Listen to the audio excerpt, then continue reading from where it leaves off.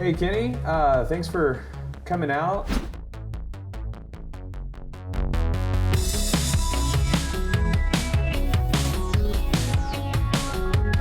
Wanted to get your take. I know you're a well-seasoned sponsor, but you also invest passively quite a bit.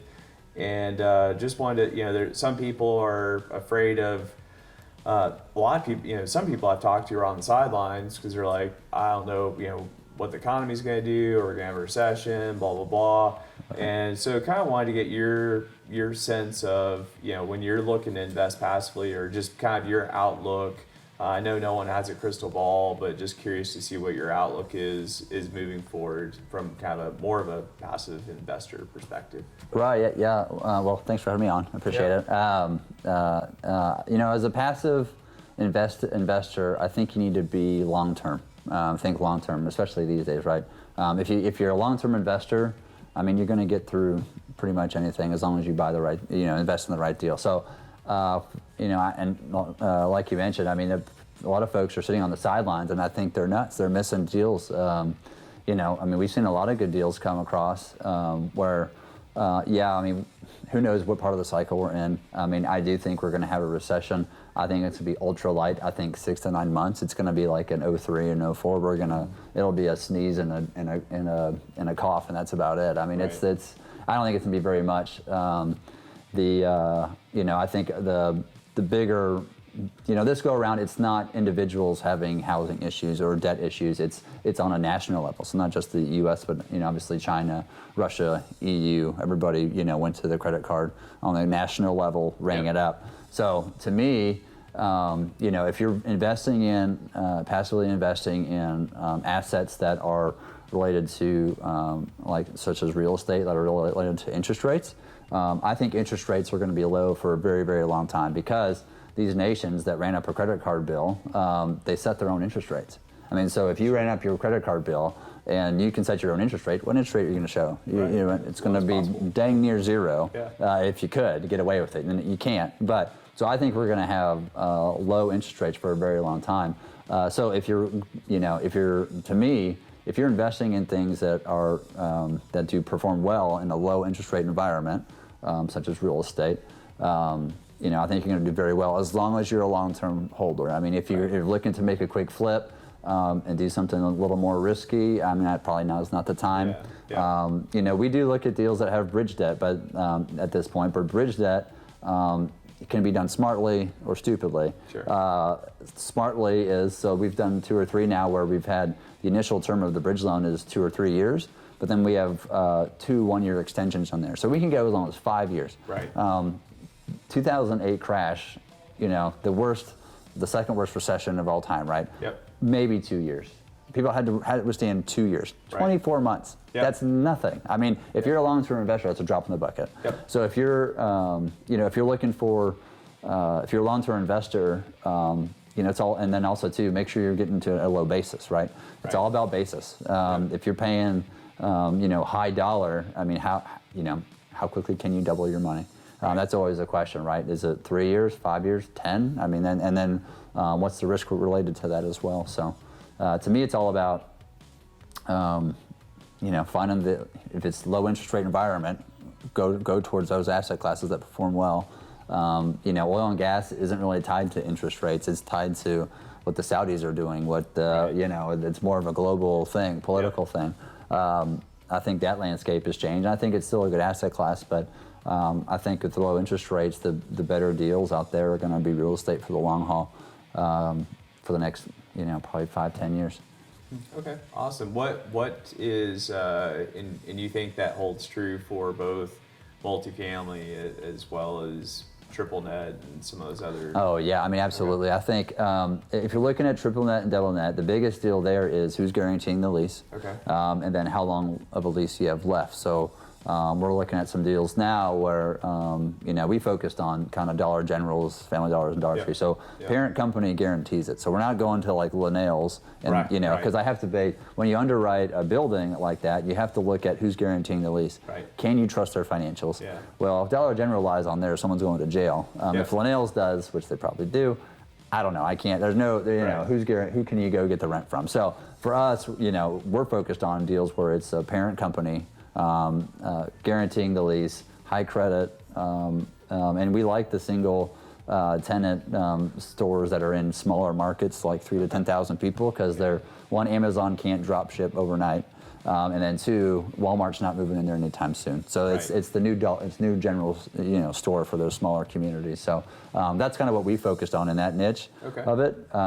We've looked at some other some stuff in the city, but and that whole retail is being evolved. It's not going to go away. Amazon has their own bookstore, a physical brick and mortar brick store in LA. I mean, so folks that think it's completely going away, I think that's why we're seeing such good cap rates now, because everybody's kind of throwing the baby out with the bathwater, right? They've exited the space. So I think that's why. I mean, we're looking at 8 to 9 caps on by publicly guaranteed leases from publicly traded companies that are in good standing. They make 20-30% return a year on their as those companies. So and then we're also in that class. You're ahead of bondholders on Wall Street. So one, you're getting better returns, and you're beating out Wall Street on returns. I mean, I can't beat that. That's amazing. Yeah. I love when we can beat Wall Street. That's awesome. So what are you kind of looking ahead and more from the passive investor perspective? What are you we've talked about what you're looking for in deals, but is there anything that people can do in multifamily to kind of lessen risk, or what challenges do you kind of see kind of moving ahead? I know it sounded like you were saying interest rates you think are going to stay low, but are there any potential challenges or hurdles that you see coming up? I think so, for sure. I mean, so rents have really skyrocketed across the nation. Paychecks have not yet. They've gone up some. We're seeing past couple of years see that trickle up, but nowhere near the pace of rent growth. So I think eventually, this is a generalization across the whole nation. There's some different markets that are probably better right now than others, but to passively invest in. But I think eventually there's going to be a time when we can't raise rents because paychecks haven't grown. So I think occupancy stay high, but I think you're going to see some roommate situations. Okay. I know in Denver, I've got one of the guys that work for us. He's got a cousin that lives in Denver. Mm-hmm. She loves Denver, all about it. There are 3 roommates in a 1-bedroom, and that's how they're paying the $3 plus a foot rent. Wow. And that's how Denver's priced themselves now. So I think that'll eventually get to other major markets as well. Yeah. The affordability is going to be a deal where, and that's what's going to happen when you have lower interest rates, because people can pay more for a house. And then with home ownership, if that creeps up on the cost of home ownership, then the other only option is to live in an apartment, and that's it. You got 2 options, and rents are going to be going to track right in line with the increase in housing for single family, I think. Okay. But there's different markets, I think, to take advantage now. We like Cleveland. We're looking at a passive deal now in Cleveland. Awesome. Ohio. Rents are on that deal $590. The past 40 leases are $490 or $595 a month. We're buying it for $28,000 a door. Whoa. So no other major market are you finding a 2% per unit price in the whole nation, and it's a major market. So that's been good. There's other key markets that we're kind of focusing on as well, to kind of where we can get a low enough basis to rent. What are your thoughts between kind of some of the major metros where you've seen like DFW versus some of these secondary and tertiary markets where you've been buying? What are your thoughts between the two? So we're doing some development here in DFW. To me, if you're going to be in DFW and you're buying today, development is the better way to go, because we're building these townhomes for 110, 115 a foot, all in. We got an offer on a property yesterday that we own for $100 a foot, and it's built in 1968. So you tell me where's the place to put your money right now. But so I hope this airs after it goes to contract. So anyways, but that's the stuff we're seeing in DFW and other major markets, right? So you're seeing it almost makes more sense to build if it's 10 or 15 bucks more a square foot. Build the dang thing, So we're seeing that here. Another way we're playing DFW right now, and in another major market too is A-class. because you haven't seen the cap rate compression as much on the A class. It's still just sitting below a 6 or so, maybe 5.5. And I mean, we're selling B and C for 6 or maybe less. I mean, you're seeing it. So, so we're about to get a second A class here in town under contract. The way we make it work is with higher leverage. So we are levering up on those, but that's a whole. We're being creative on the financing side. So going HUD, and then we're stacking a second on it at a 0% interest rate. But that's a whole nother conversation. But that's how we're playing the major markets now. Another way to do it too is repurpose buildings, and so we're looking at that now. So it breaks my heart, but we got second place on the Rockefeller building in Cleveland. But that was a deal where we were going to go in, and it was the building John D. Rockefeller built in 1905. So awesome. history buff. It's got its own Wikipedia page. There you go. So anyways, that would have been awesome bragging rights.